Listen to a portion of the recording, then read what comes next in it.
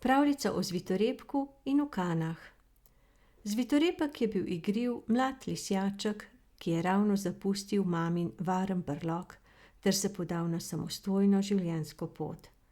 Po naravi je bil izredno dobrega srca, prisrčen in prijazen, vendar pa je znal biti tudi zelo prebrisan ter je za zabavo rad ob vsaki priliki ponagajal svojim gozdnim prijateljčkom.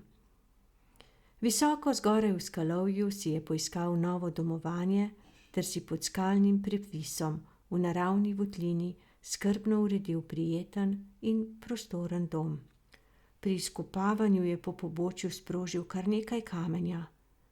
Stari jazbec, ki je imel svoj brlog nekoliko nižje, je takoj pritekel na plano in jezno zagodel: "Mladenič, pazi malo, saj mi boš popolnoma zasul vhod v mojo domačijo." "Ah, dajte no," je nagajivo odgovoril lisjaček. "Saj ni nič hudega, tistih nekaj kamenčkov boste pa že odstranili, gospod Oskonosi, mar ne?" Potem se je s prednjima tačkama namerno zakopal v skalni drobir, da je kamenje kar frčalo po zraku, in je pri tem sprožil skoraj dodatni manjši plaz. "Smrkavec, obnaša se, kot da bi bil celotni gozd samo njegov," je predse zamrmral jazbec ter se počasi in nelagodno zvlekel v svojo votlino. Ko je Zvitorepek nekega dne v dolini uprezal za okusno malico, mu je gozdno pot nenadoma prečil ježek, ki je na ostrih bodicah prinašal ogromen tovor.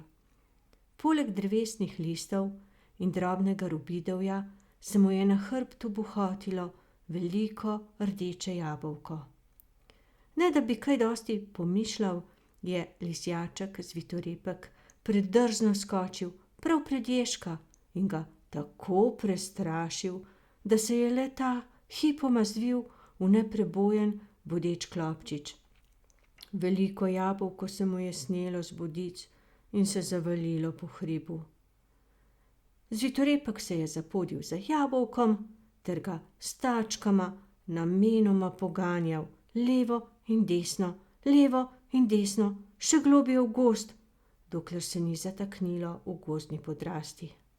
"Ho, ho, ho, kako zabavno," je smeje zavriskal lisjaček in jo urno odsvrl naprej.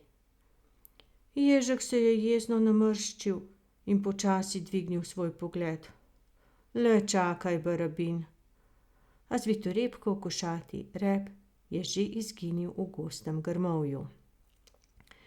Potem se je lisjaček Zvitorepek vihravo ustavil, veselo zastrigal z oražnimi ušeski ter začel vešče oprezati naokoli. Zdajci je v daljavi opazil srnico, ki je v zavetju visokega grmičevja brezskrbno počivala na mehkem mahovju. Kot da bi bil najbolj krvoločna zver, se je priklonil skoraj do tal ter se pričel prihuljeno plaziti vse bliže. Veter mu je rahlo vil proti gobčku in čisto natančno je nagonsko vedel, da ga prav zato srnica ne bo prehitro zavohala in opazila. Uspelo mu je priti celo tako blizu, da je s tačko upognil bližnjo vejico in z njo srnico uspel celo večkrat požgečkati po vratu. Srnica je presenečeno in široko odprla oči ter najprej zagledala lisjačkov odprti slinasti gobček. "Ah!" je kriknila v pravem šoku, poskočila ter se pognala v obupan in brezmejni beg. Ustavila se je šele na bližnjem obronku gozda in se ozrla proti lisjačku, ki se je od smeha in gronkega krohotanja kar valjal po gozdnih tleh. "Kakšen predrznež, saj bi me skoraj kap," je jezno zašepetala ter se še vedno drhte, ko šiba na vodi, spustila po pobočju do domače jase. Malo naprej je ob gozdni čistini Na nizkem grmičevju drobna sinička veselo prepevala ter brezskrbno zobala odpadlo semenje in obirala male listnate ličinke z gozdnega praprotja. Kar iznenada jo je zagrnila zlovešča tema, da je od strahu kar utrpnila in že je tičala v Zvitorepkovem zloveščem gobčku. Lisjaček jo je kar se da previdno spustil na tla in nato prav važno pripomnil.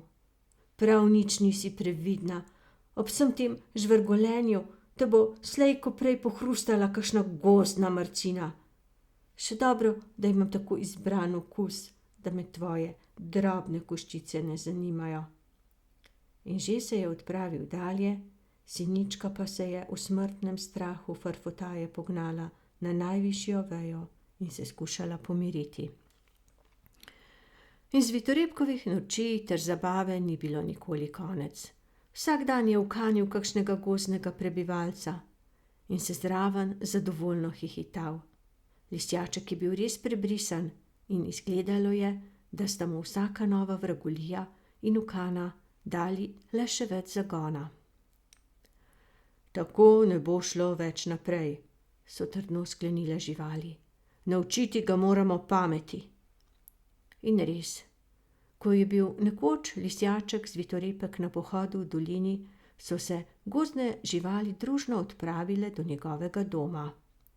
Jazbec je pred vhodom v pokritem breznu z močnim merilcem izkopal prostorno in globoko jamo. Sinička, ježek ter srnica pa so natrusile vejevja ter listja, da je bila odprtina dobro prekrita. Tako, vse je nared, je začivkala sinička. Prijatelji, obvestim vas, ko bo nagajivec na poti. In res, Lisjaček se je po poldnevu o polnem želodčku in vseh vragolijah kmalu zaželel zasluženega spanca, ter jo je počasi ubral proti domu.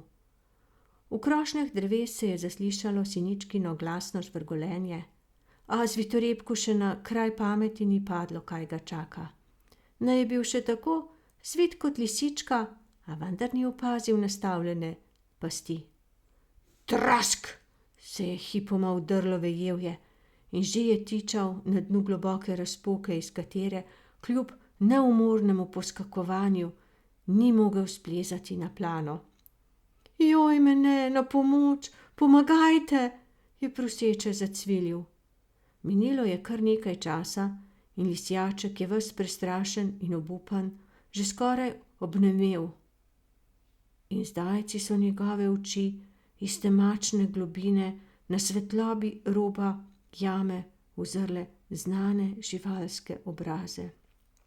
Prosim, prosim, nikoli več se ne bom norčeval iz vas in vam nagajal, samo pomagajte mi, je tiho, ponižno spregovoril. Pa toliko zabave in smeha na naš račun, je zagodrnjal jazbec. Sedaj se ti lahko končno smejimo tudi mi, sta skoraj družno pritrdila ježek in srnica. Kdor se zadnji smeje, se najslajši smeje, je veselo začivkala tudi sinička. Obljubiš, da se boš sedaj obnašal drugače in spoštljivo? So vse v en glas prodorno in preteče zavpile živali.